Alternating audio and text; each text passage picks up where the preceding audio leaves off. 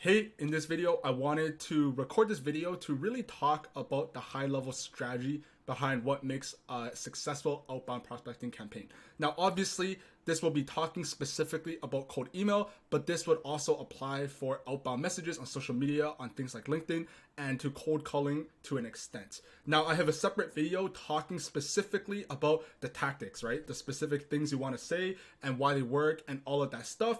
But for myself, I know when I was first getting started, I struggled a lot with this, right? Because it was very confusing, right? You get a lot of people online telling you about use this script, use that script, use this gimmick, use that gimmick, use this marketing angle. And the thing I want to make clear to you is realistically, you don't really need all of those fancy tricks and all of those things up your sleeve. Now, obviously, they do work to an extent, but realistically, success with cold emails really comes down to a couple of things. And this is insight that I have personally gotten after sending over 1 million emails now. I have booked and signed over 50 plus clients for my own agency. And I have helped book numerous, and my clients have signed many different clients as well, right? So this is insight that I have not really seen anyone else talk about, because everyone's just really focused on, how do I write personalized lines? How do I write a subject line? How do I make my call to action? Different things like that. But I wanted to make this video to kind of zoom out a little bit and to give you a little bit more clarity on how to make sure your campaigns are successful. So jumping right into it, the first thing I wanted to talk about is cold emails at a 100-foot view. So if you're running a lead generation agency and you want to make money the quickest way possible, realistically, these are the 4 things that you kind of want to focus on. These are what I like to call revenue generating activities, because by doing these things, it will be the difference maker between you making, let's say, $10,000 a month, half a year from now, versus making it in 3 months. A lot of people, they really push these things, or they're not very clear on it, and they end up taking half a year to complete these 4 things, which in my opinion is completely stupid if you're trying to make money in a relatively quicker time frame. So the first one is I want to talk to you about set up domains and email accounts. That's probably the first thing you should do. After that, you obviously have to warm up these email accounts because of deliverability, which we'll get into later on in this video. That process does take 14 days. And the reason why I'm telling you to set all of this stuff up the quickest way possible, as soon as you can, is because obviously during that 14-day period, you're not sending any emails. You're not really reaching out to people. And as a result, you will not book meetings. And if you're not booking meetings, then you're obviously not making money. So we want to optimize everything we do around that 14-day window, because that is what you call a down period in the business, where you just wouldn't make any money and you want to do all the stuff in between, all the setup, all of that stuff. You want to take care of it during that 14 days. So by the time after the 14 days, on the 15th day, when you launch the campaign, you are ready to go. You're ready to rip some emails. You're ready to reply to people, and you'll be ready to book some sales calls. So that's the second thing. The third thing is the third and fourth thing, actually. So the third thing is scraping lead lists, and the fourth thing is copywriting. Again, these are things you want to make sure you're doing in between that 14-day window, because, it might take you a day to scrape leads. It might take you another day to write the cold email copy. But realistically, you need to make sure all of those things are done in the 14 days. Now, obviously, if you're building your own lead generation agency, in between this 14-day period, you also need to make sure you're setting up your LinkedIn page, you're optimizing it, you're setting up your landing page, you're recording your VSL, you're putting out content, stuff of that nature. But realistically, for the purposes of this video, strictly speaking about cold emails, you want to make sure that you're scraping your lead list and you're focusing on the copywriting in the 14-day window. So moving along in terms of the actual cold email strategy, right? So this is more of a high level oversight of what that looks like. So success with cold emails, it really comes down to 3 factors. The first one is what you're specifically saying. So under this bracket, it might be your offer, right? It might be the specific words that you're saying. This is what a lot of people focus on. But realistically, it's only 1/3 of the puzzle. The second thing is who you're saying it to. Because if you are writing the right things, you have the best email script, but you're reaching out to the wrong people, then it doesn't really matter, right? If you are selling your offer to marketing agencies, but somehow you end up reaching out to realtors, now obviously you can have the best messaging, you get the most irresistible offer, but it's not relevant to realtors, and you won't see any success, you won't see any meetings, and your campaign will pretty much flop and fail. Now the third factor is timing. Now, like anything else in sales, one of the most important things is timing. in the sense where if someone isn't ready, if someone doesn't have a very specific problem, so in this case, it's selling lead generation, if a business you're reaching out to, they're not interested in booking more meetings because let's say they're at full capacity, right? They just don't have the time, they don't have the resources to take on more sales calls and take on more customers for the next 2 or 3 months. You reaching out in that period as they are scaling their backend operations, you won't find much results. On the other hand, if you get really lucky in terms of timing and you reach out to a company who might happen to be maybe the night before you sent the email, the founder was late up at night really strategizing his marketing strategy, his sales strategy, then you're hitting the nail on the head and your timing is correct. Now, obviously, between these 3 factors, we can control the first 2, so what you're saying and who you're saying it to. And now, obviously, on the third thing, which is timing, that is a variable of luck, and it's not really something you can control at all. You can't really decide or control whether someone needs your product, they need your service, if they have a problem that you can help solve. You can't really control that. So the best way to negate that factor of luck, which is, again, entirely outside your control, is to focus on volume, right? Because volume essentially negates luck to a degree. If you send more emails, if you send more outreach messages, you will book more meetings, right? You're basically putting more attention on your business. You're getting as many eyeballs on your offer, on your business, on your service, as much as humanly possible. So over at my own lead generation agency at salesway.io, the way we set it up is we set up 17 email domains. We set them up entirely on Porkbun. Of those 17, we try to set up 3 email accounts each. So obviously we try to set up 50, and 50 is a bit of an odd number, which is why if you do 17 times 3, it's not exactly 50, but we're setting up 50 email accounts, targeting 3 accounts per domain. And now with those 50 email accounts, we are sending between 30 and 35 cold emails a day, bringing our total up to 1,500 cold emails per day. So over the course of a month, that's 45,000 cold emails every single month. And again, volume negates luck. If you're reaching out to that many people with relevant messaging that is specific to them, you're bound to find a couple of them who the timing is right for. Now, obviously, a lot of them, they'll ignore your message, or it's not relevant to them, or the timing is just not right. But realistically, if you're able to reach out to as many people as possible, not only are you bringing attention to what you do and getting as many eyeballs as possible on your product and service, but you're also able to negate the timing, the factor of timing, because it's just a probability, right? At least one out of the 45,000 people will need your services, right? Probably more than one, right? Because that's still a really low probability odd. But realistically, you will probably find a couple people who are looking to book more meetings, right? So with high enough volume, we give ourselves our chance to hit our dream prospect at the exact right time with our offer. So that's what the volume is. Now, obviously, I'm not telling you to go out and spam cold emails, because that's not what I'm saying. You just need to find that balance between relevant emails that are semi-personalized while hitting the volume on the side. And you kind of need those 2 factors, relevant messaging plus volume, in order to make this work.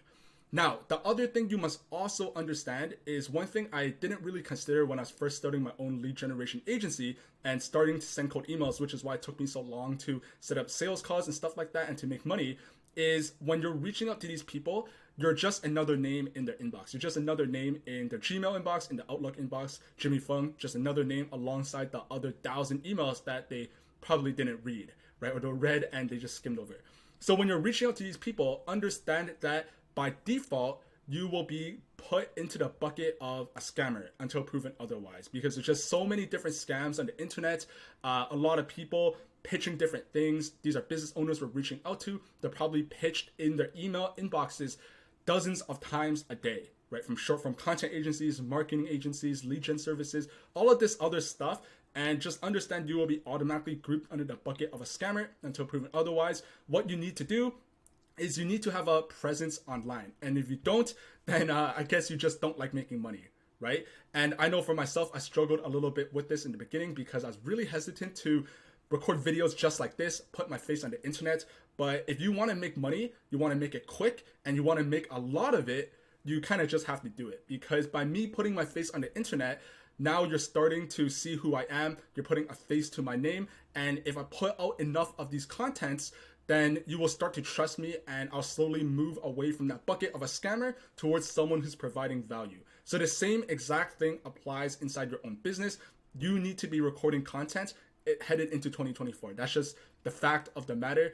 If you want success and you want it quickly, then you need to create content, right? So do yourself a favor, set up a LinkedIn account, optimize that LinkedIn account, put a nice profile picture, put a nice headline, create a YouTube channel, and make an active effort to put your face on some content. Now, you don't have to have the highest production value type of content. You don't need to be like Iman Gadzhi and invest millions of dollars on, $1,000 cameras, $1,000 mics, $1,000 production team. You just need something that puts your face out there. I use Loom. I'm recording this with Loom right now, actually, where you see my face over there. And I'm just recording my screen talking about how to pretty much book more meetings with cold emails, right? And this is kind of what you want to do. I do have a video on my YouTube channel. If you scroll down a little bit from a few months ago, you will see some content that I actually used on my own YouTube channel. And the purpose of me putting it there is not even to get views or to get subscribers or anything like that. It's mainly because we will be creating what is called a VSL, a video sales letter, pitching our services. And I link it to YouTube. So when business owners, they're interested, they watch that video sales letter, they'll see, hey, this guy's on YouTube. They might go into my channel, and if they see a couple other videos related to outbound and booking meetings and cold emails, they might start watching it, and you're slowly nurturing them and putting them through that sales cycle, right? So that's what I wanted to say about content. To summarize, make sure you're putting content out on the internet, preferably with your face on it, and you're doing yourself a massive disservice if you don't want to. It's definitely a mindset shift to be comfortable to do so, but once you're able to do so, I can't stress how powerful this truly is. Now, the next thing is success with cold emails. It really comes down to really a couple of things, really just 3 things. So in terms of the cold emails, there is a bit of a typo here because I said 5 main factors, but there's only 3. And they are deliverability, who you're targeting, and copywriting. We talked about it a little bit, but I want to get into a lot more detail here. So in terms of deliverability, email deliverability completely dictates whether your cold emails, whether they land in your prospect's inbox or they land in the spam folder. And this is why it's absolutely crucial to have good deliverability, or else your cold email campaigns will be completely ruined because of spam. You can have the best messaging, but if people aren't opening your emails, then it's not going to do anything, right? So deliverability is often a very overlooked part of cold emails. Not too many people understand it because it is a little bit more technical, but it honestly has to be done, right? Not even honestly, it just has to be done if you want to see success. And you have to remember that these email providers, so whether you are using Gmail, like the business Gmail accounts or the business Outlook accounts, you have to understand that both Google and Microsoft, they don't want people to be sending mass marketing and sales emails using their platforms, right? And they actually, these are billion-dollar companies. They develop algorithms that actively fight these cold emails every single day. So to combat this, we must use good sending practices to avoid landing in the spam folder and to make sure our messaging is landing direct in our prospect's inbox. So each email account has what's called a reputation. Basically, this decides how likely your email is to land inside the spam or the inbox. So make sure you build a good email reputation when creating a new account. The way we do so is by doing something called warming up our emails.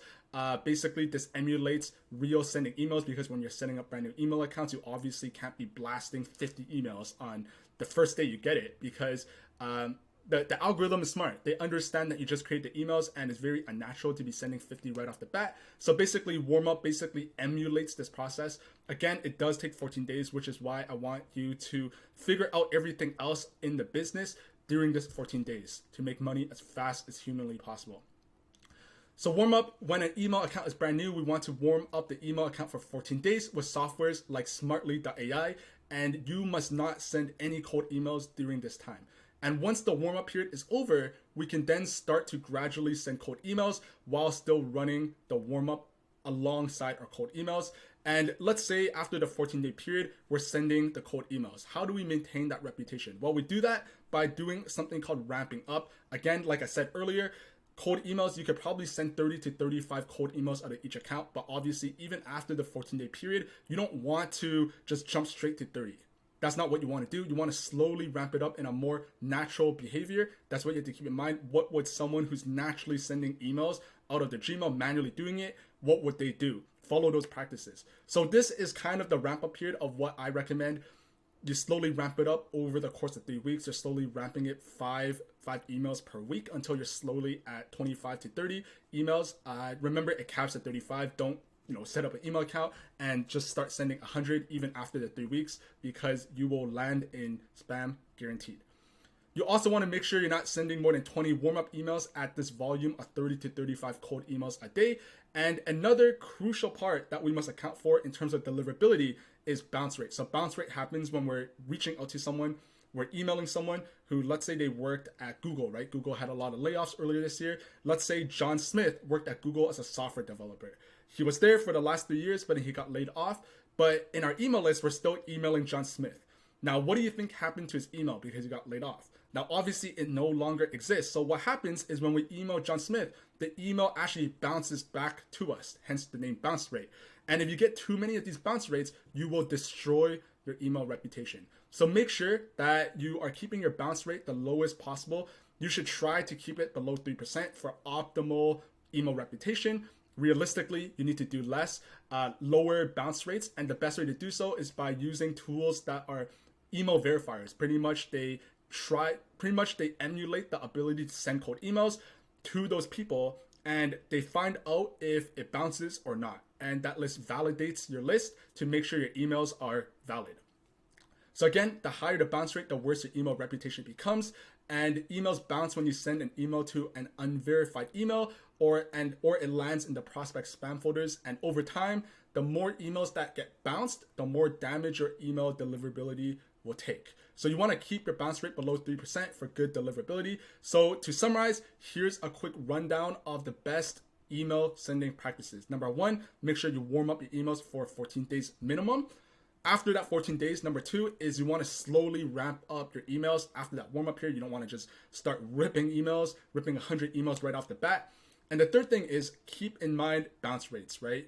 Smart Lead, the tool that we use to send the cold emails to automate it, it's really good in terms of the reporting. It tells us exactly what our bounce rate is. So make sure you keep an active eye on that on a day-to-day basis and make sure it doesn't go above 3%.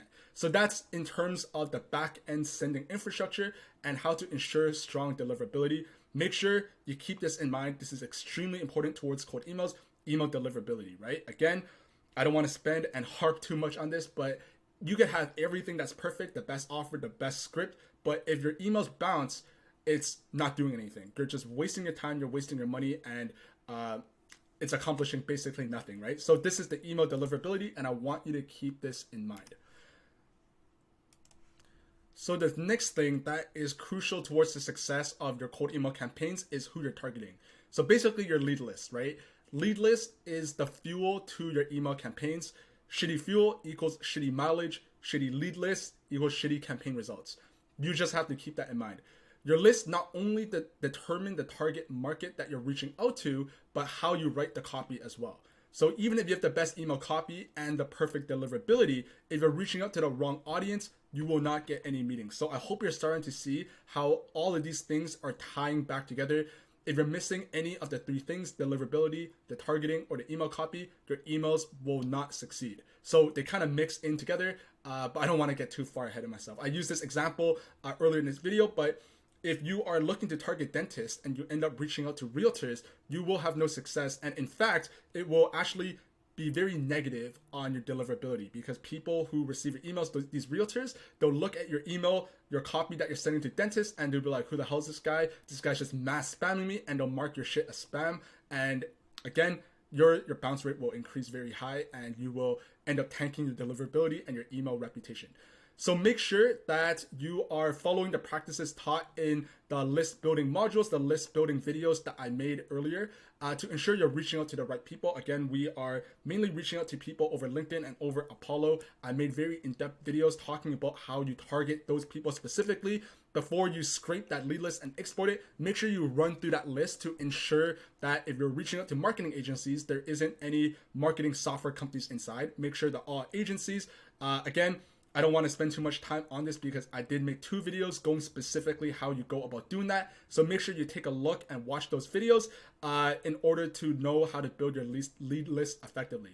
So make sure you also double check your lead list before you send emails to them. So in the past, I kind of fucked up in the sense where I would build these lead lists, I would upload them to email verifier services like Million Verifier or Never Bounce, and it actually messed with the rows, right? So like, let's say I was reaching out to John Smith, the name that like it kind of got messed up and switched around with the emails. So the name I would end up using is Dear Hey John Smith, but then the email might be towards Max Smith or something like that, right? So wrong name to wrong person. So, and this does happen time to time. So I learned my lesson from doing that, because I just had a lot of replies of people saying I'm not John, right? My name is Max, and they were pretty pissed about it. So make sure you double check all your lead lists. This sounds simple, but a lot of people don't really do this because they're just trying to save time, right? So that's one thing that I personally learned, and hopefully you could use that as a takeaway here.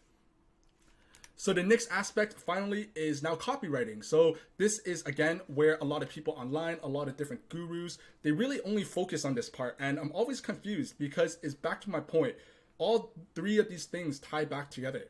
You can have the best subject line, but if you're not landing an inbox, then what good use is that? If you're reaching out to the wrong people, then what good is that either? Right? So all three of these, they're all tied in together, and I need you to hammer home this idea that you need all three.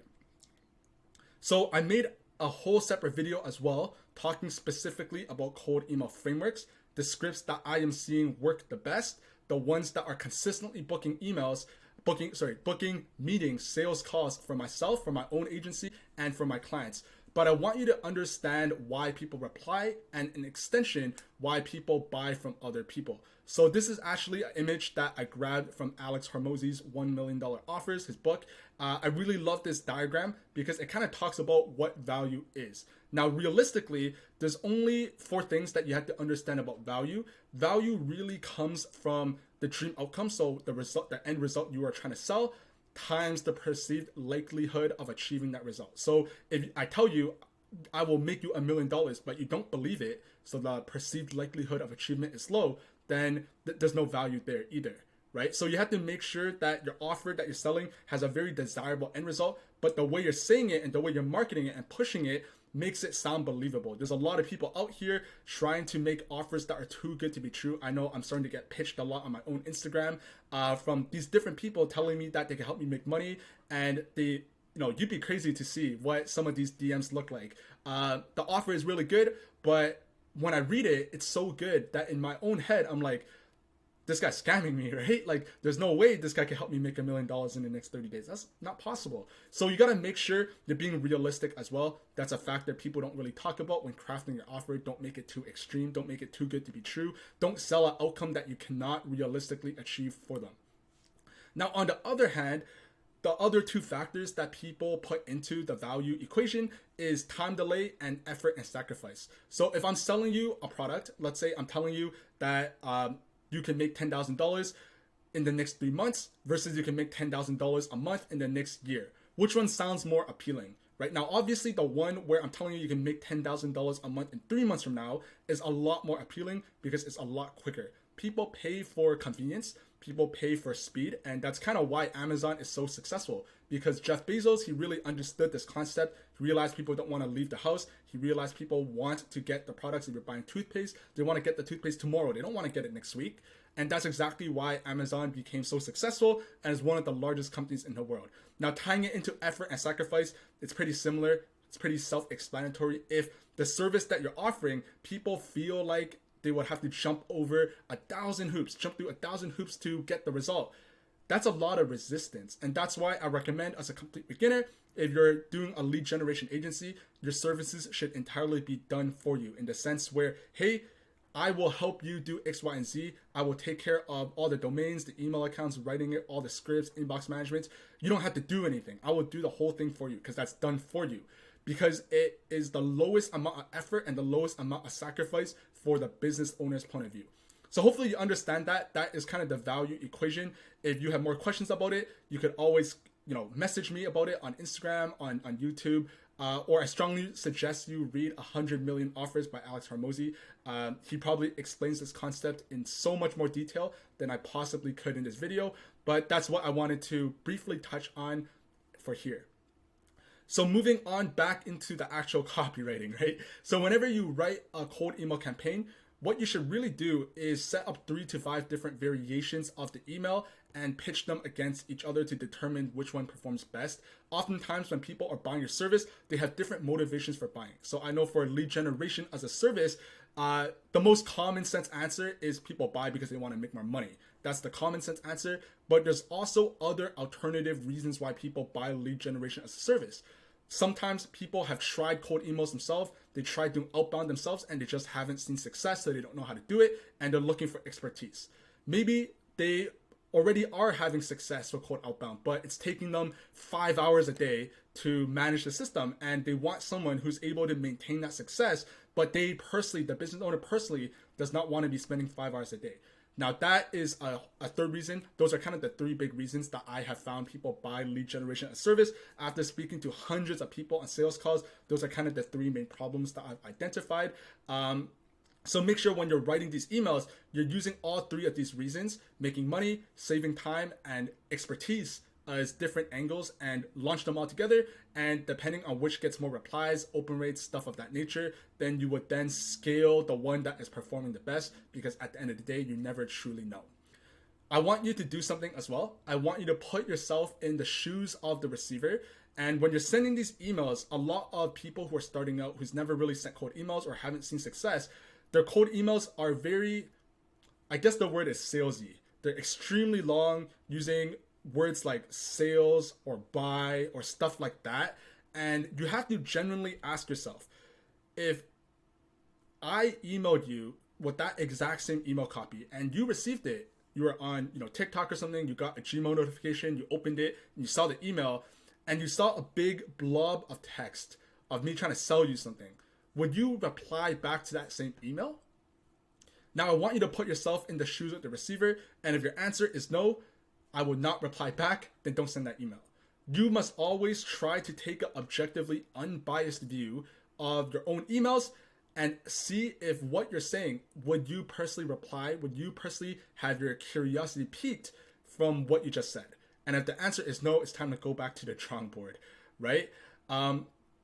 That's what you want to do. A lot of people, the biggest mistakes I see people make with cold emails is the emails are just way too long or just way too salesy.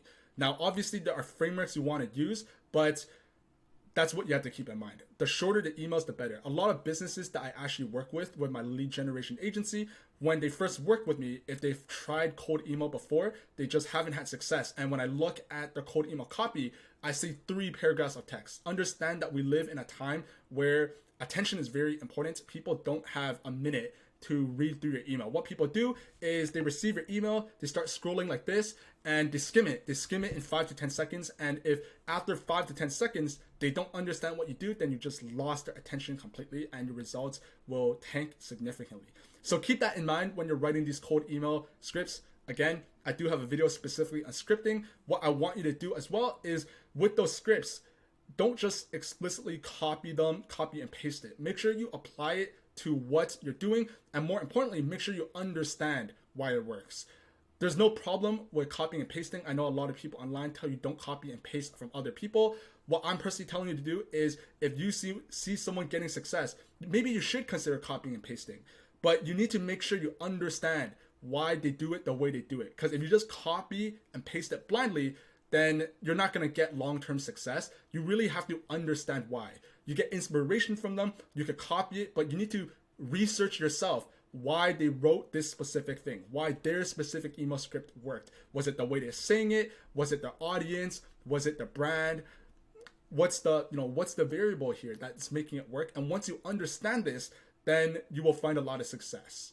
So that's what I want to tell you is, if you are copying and pasting, just at least make sure, do yourself a favor and make sure you understand why it works. Don't just copy and paste it blindly. Copy it once, paste it there, and never look at it ever again, because you will not succeed over the long term by using that strategy. It's just not that sustainable.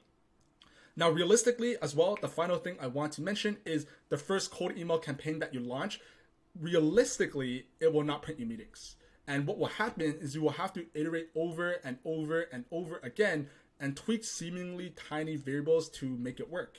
Because at the end of the day, things can always be improved. And if you're a complete beginner, there's a very solid chance that your first cold email will be complete ass, right? To be completely frank with you. I know mine was really, really bad. Even in my own lead generation agency business, where I started my lead gen business last year in October, and I was able to get to $10,000 a month in December. The reason why I wasn't able to sign any clients in November, and I signed my first client actually in December, and in 22 days I got it to 10,000 a month, but that's a whole separate story. But the reason why I wasn't able to sign anyone in November was because that entire month I spent iterating my cold email campaign. I remember launching a cold email campaign to recruitment agencies, and I think I got like 3 replies after sending like 5,000 emails, which by the way is completely terrible. And what actually happened was I was like, oh shit, what do I have to do? But I decided to go back to the drawing board. I decided to learn more specifically about cold emails and understand why people reply, learning that you have to lead with value. And then after, when I went back to the drawing board, I reiterated. And when I finally launched my new campaign, I think the last week of November, I was able to sign my first client within a week after that. So that's what you have to do.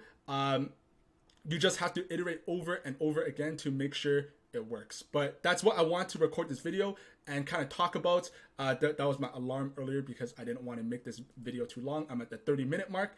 But hope you don't mind. Hope you found this video valuable. If you do have any questions, let me know. And just make sure that you just continue sending cold emails. You might be bad now, but if you continue doing it, you will become good. All right, take care. Bye.